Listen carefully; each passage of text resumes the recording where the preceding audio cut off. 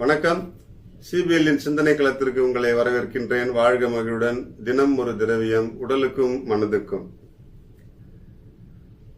நம்முடைய கட்டுப்பாடுகள் நம்மை கட்டமைக்கவே என்பதை இன்றைய நிகழ்ச்சியில் சிந்தனையில் உங்களோடு பகிர்ந்து கொள்ள விரும்புகிறேன். நம்முடைய வாழ்க்கையில் நிறைய கட்டுப்பாடுகளை நாம் சந்தித்திருப்போம், குறிப்பாக மாணவ பருவத்தில். இது முக்கியமாகவே ஸ்டூடெண்ட்ஸ்க்காக தான். இந்த ஸ்டூடெண்ட்ஸ் எல்லாம் நிறைய குமுறுவாங்க. இதை செய்யாத அதை செய்யாதன்னு சொல்றாங்க. வீட்டில் டீச்சர் அந்த கண்டிஷன் சொல்றாங்க. வெளியே போனா பெரியவங்கெல்லாம் அதை செய், இங்க போகாத, அதை பார்க்காத, நிறைய கண்டிஷன் சொல்றாங்க. இந்த கண்டிஷன்லாம் கேட்டு கேட்டு கேட்டு எங்களுக்கு போர் அடிச்சு போச்சு அப்படி சொல்லிட்டு நிறைய புலம்புவாங்க. ஒரு சில ஆண்டுகளுக்கு முன்பாக என்னை சந்தித்த ஒரு குழு, மாணவர் குழுக்களிடம் நான் பேசும்போது இப்படிதான் சொன்னேன். உங்களுக்கு நிறைய கட்டுப்பாடுகள் விதிப்பதாக நீங்க நினைச்சு ரொம்ப வருத்தப்படுறீங்க.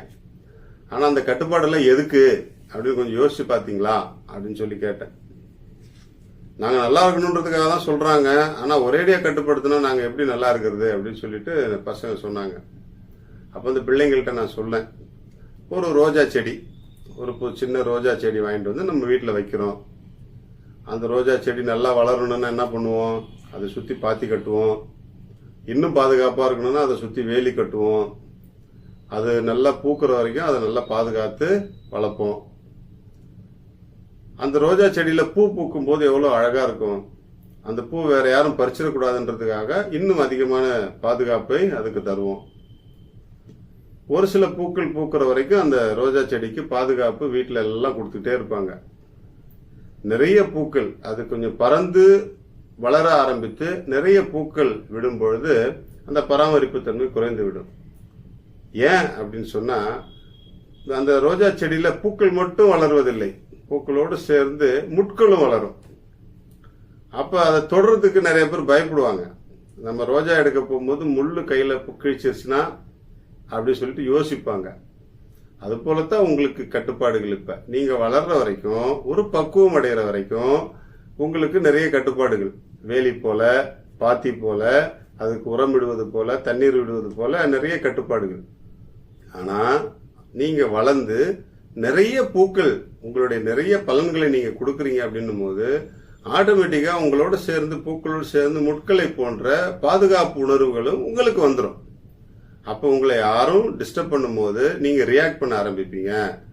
அப்ப நீங்க உங்களையே நீங்க பாதுகாக்கிற தன்மை உங்ககிட்ட வந்ததுக்கு அப்புறம் மற்ற கட்டுப்பாடுகள்லாம் உங்களுக்கு தேவைப்படாது. நீங்களே உங்களை பாதுகாக்கக்கூடிய தன்மையை பெற்றுக்கிறீங்க அப்படின்னு சொல்லிட்டு நாங்க விட்டுருவோம் அப்படின்னு சொல்லி சொன்னதுக்கு அப்புறம் அந்த பிள்ளைங்களுக்கு புரிஞ்சுது.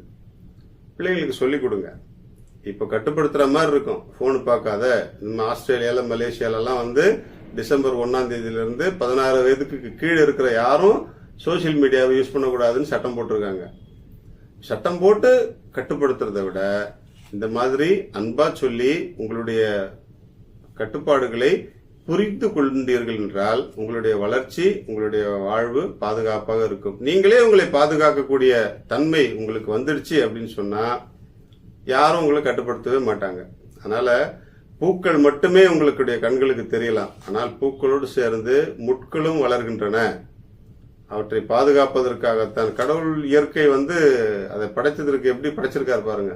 பூ இருக்கிற இடத்துல முள்ளியும் கொடுத்திருக்கிறார். எதுக்குடானா பூவை பறிக்க போகும்போது முட்லும் அவர்களுடைய கைகளை காயப்படுத்தும். அதனால எச்சரிக்கையா நடந்துக்குவாங்க. அந்த பூ எவ்வளவு அழகா இருக்குது, அதை விட்டுருவோம்னு சொல்லிட்டு விட்டுருவாங்க. அதனால நம்முடைய வளர்ச்சிக்காகத்தான் அந்த கட்டுப்பாடுகள் என்பதை புரிந்து கொள்ளும் வகையில் அந்த பிள்ளைகளுக்கு சொல்லுங்கள்.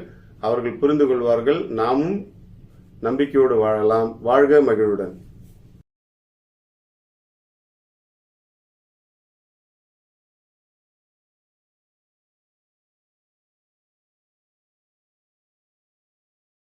இன்றைக்கு ஒரு அருமையான உணவுப் பொருள் பேரிச்சம்பழம்.